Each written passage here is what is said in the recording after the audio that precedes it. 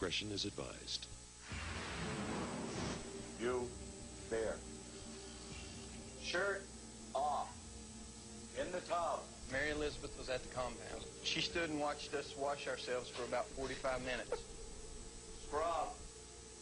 Turn around. Behind your ears. Keep scrubbing. Clean. Keep cleaning. Our goal for the day was to get to the compound and find out exactly why General Hayden DeBeck was paying $250,000 to Nate Flynn. And the next thing is that Reverend Rusty comes up. I was caught off guard to see Reverend Rusty there, thinking that, you know, he's the preacher of the town. Are you ready to change your life? Yeah. Are you ready to change your life? Yeah. Are you ready to change your life? Yeah. Kind of scared me. The world is merciless, and to conquer the world, you must be equally merciless. Then the general comes in.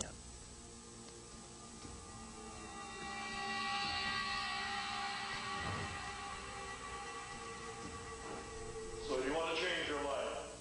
Well, today, you embark on a journey. Journey in 3 important steps. Order, strength, life.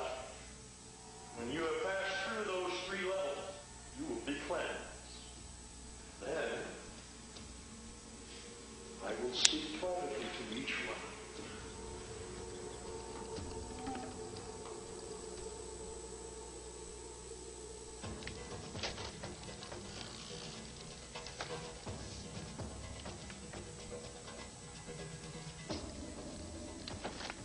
Why are you doing that? I'm conducting a funeral for a friend.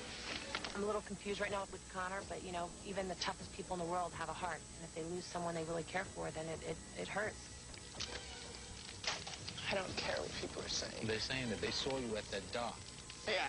They saw you with the bangs thing. Yeah. They saw you throw it into the water. Yeah. We're trying to clear up what's going on. I'm not going to talk to you in front of these sweepers. I told you to stay the hell away from me, you vultures. I'll meet you tonight at the bar at 9, but I won't talk to you right now. Did they know you were having an affair with me? Would you get out of here now? Okay. Please. The first day I walked into this town, I thought there was one killer and everyone else was innocent. There are more skeletons in the closet of this town than I think in all of New York City. There's 3 elements of the mind science. They consist of order, strength, and logic.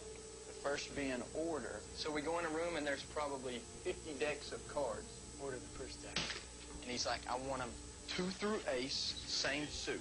He's throwing 4 and 5 decks at a time. He wants to see how we'll work together. Is the order of the deck. Jeff and I were all right. Samantha's a little shaky. You can tell she's about to break down. Order, strength, logic. Together. Order, strength, logic. Say it in order. Order, strength, logic. That's part of the task. Order, strength, logic. So they take us to another room, which is part of the order. And you have some flashcards with words. There's probably 15 cards Jeff had, I had, and Samantha had. Samantha would say soap, washed, readable. Jeff would say soap, washed, readable, and a new word. Begin again. Spare. Spare, virtuous. Spare, virtuous, neat. Spare, virtuous, neat, spotless. Spare, virtuous, neat, spotless, washed. Spare, virtuous, neat, spotless, washed. You're giving in to weakness, Samantha, and that's a mindset of lack and limitation. It's possible with 1,000 cards. And until you can do it with 1,000 cards, I'm not even sure why we should take you into the next room. You do it. I can't do it. Do it. By that time, I was ready to go with her. My mind was being overworked, too. I decided that I should probably stick around, though, for the team. We were there for a specific reason. The general's time can't be wasted on the weak. Let's move on to the next phase, strength. Went for a little jog that took us down to a peninsula. Run and keep up with us. Well set the pace. Keep an ordered mind and a strengthened body. This water comes off an iceberg. The Reverend yelling, baptize yourself, cleanse yourself. Well, I was trying to get out as fast as I could. The water was about 34 degrees. My legs felt like I couldn't feel them. I would have done about anything to meet the general, but I also would have done about anything just to compete with Jeff. Welcome to the final test. strength. We get to the top of this tower, which I'm a little scared of the heights, but, and the Reverend's up there with 2 brooms and tells us to hold these brooms out. Okay, fine, I can do that. About 15 minutes later, though, I'm ready to die. And by this time, I've had to repeat the alphabet forwards, backwards, whatever way I can. And Jeff's over trying to run off multiples of 7, and he can't even add 7 and 7. 91, 98. As counts enter your mind, examine them. There was some competition going on top of that tower. I'm sure Jeff was thinking the same way I was thinking. 17. I didn't want to let my broom down unless Jeff was going to either let down at the same time or let down before me. And I'm sure Jeff was thinking the same way. See who could hold it out longer. 3, 2, 1. Did I say hold 15 minutes? I meant 30.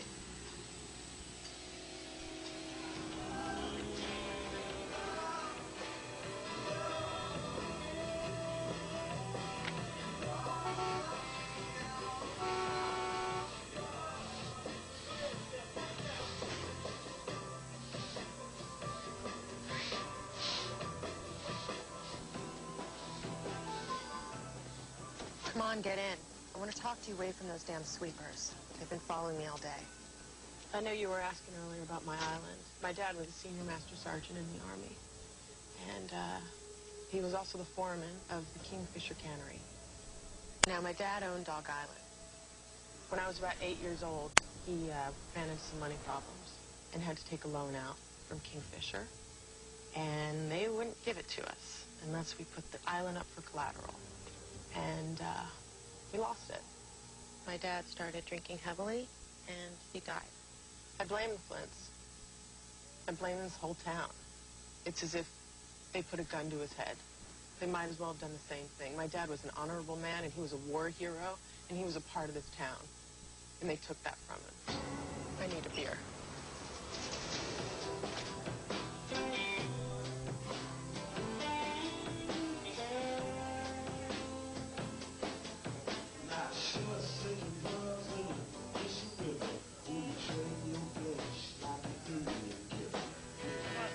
In spite of the way that I felt about the Flints, I fell in love with Nate.